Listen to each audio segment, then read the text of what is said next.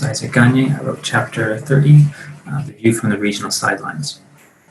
The 2020 Olympic Games are a national project, but as an event, they are of course localized in Tokyo and a few other municipalities that are hosting the competitions. Nonetheless, after the March 11, 2011 Great East Japan earthquake and tsunami, Tokyo 2020 became recast as the Recovery Olympics and was promoted as a way to revitalize the afflicted area of Tohoku in northeastern Japan, as well as to inspire the entire nation. That said, there is a long-standing sense of rivalry and resentment between Tokyo and the rest of the country, and with Tohoku in particular. With this in mind, this chapter examines how Tokyo 2020 has been seen from municipalities which are far from the center field of Tokyo. Through fieldwork, interviews, and surveys with residents and municipalities in Tohoku, this chapter focuses on two perspectives. First, I look at how the disaster-stricken regions of Tohoku feel about the Olympics and its relationship to their own protracted recovery. Second, I examine the Japan Olympic Committee's strategy to promote host towns across Japan as a way to get distant municipalities involved in the mega event. This chapter argues that the majority of disaster-stricken areas in northeastern Japan see little or no benefit from the Tokyo Olympics. In fact, most feel that the Olympics have siphoned away much-needed resources and labor power for their still ongoing reconstruction after the 3/11 disaster. For most of these municipalities, the slogan Recovery Olympics rings hollow and deepens their distrust of Tokyo.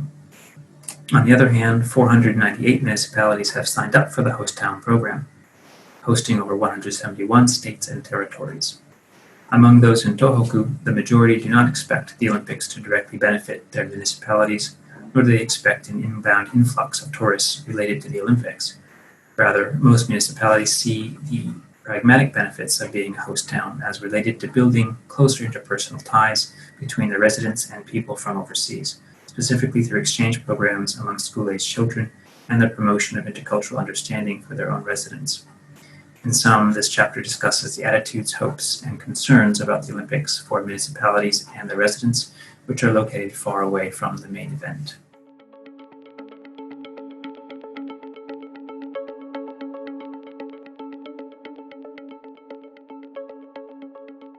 This chapter engages with issues of center-periphery tensions, the effects of the Olympics on post-3/11 recovery, and on what host towns in the Tohoku region actually expect to get out of Tokyo 2020.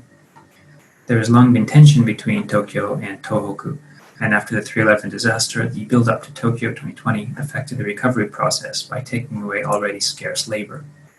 Ironically, Tokyo 2020 was promoted as the Recovery Olympics, indicating the government's intention of using the Olympics to showcase Japan's recovery from the 3/11 disaster and to inspire the country to come together for the Olympic dream.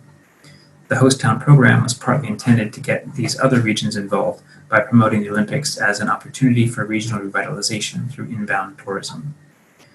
In my own research since 2014, I've been conducting fieldwork in the town of Natori in Miyagi Prefecture, which was severely affected by the March 11, 2011 tsunami.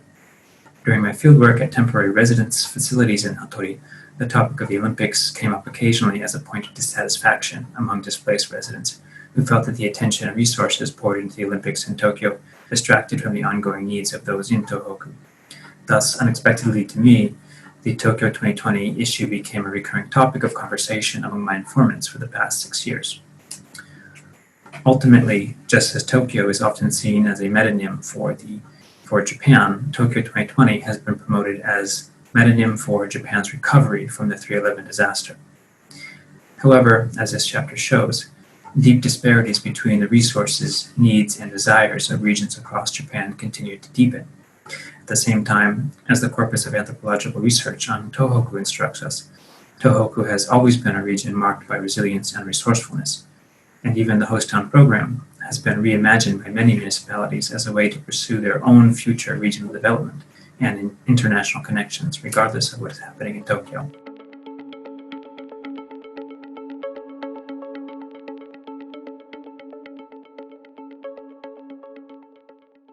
The JOC and the IOC dragged their feet in responding to the growing pandemic.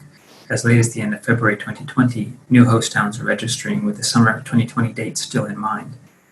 Following the March 24 postponement, however, host towns have been affected in a variety of ways. Host town programs are different than the actual Olympic game venues or hosting cities, because their activities are designed to facilitate more or less long-term connections with the countries they're hosting long after the Games. Thus, the postponement of the Olympics has merely prolonged or postponed the pre-game events that municipalities had been engaged with. At the same time, the delay also seems to have created the opportunity for new host towns to step in.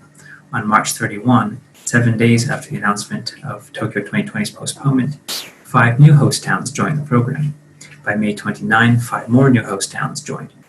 In addition, in order to help support the existing host towns, since March 31, 2 prefectural governments also joined the municipalities as co-sponsors.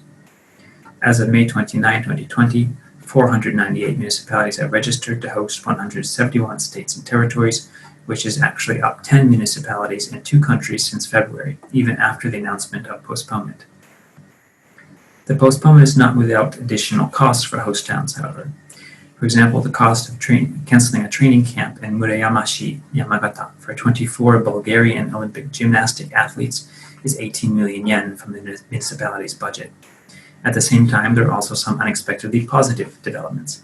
South Sudan's national track and field team has 4 Olympic athletes and a coach who came to Maebashi City in Gunma Prefecture in November 2019 to train and became stuck there due to the pandemic. The Maebashi governor offered to continue to host them, and the city reallocated 14 million yen from its Furusato tax revenue to cover costs. The athletes see this as an advantage because in many countries lockdown orders have prevented athletes from training, and in their own home country they lack adequate facilities.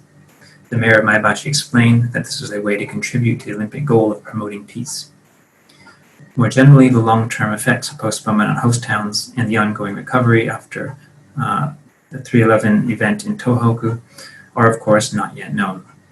But if Japan can overcome the global pandemic and succeed in pulling off Tokyo 2020 and 2021, then the moniker of the 2020 Olympic and Paralympic Games as the Recovery Olympics will take on new meaning for many in Japan and the world.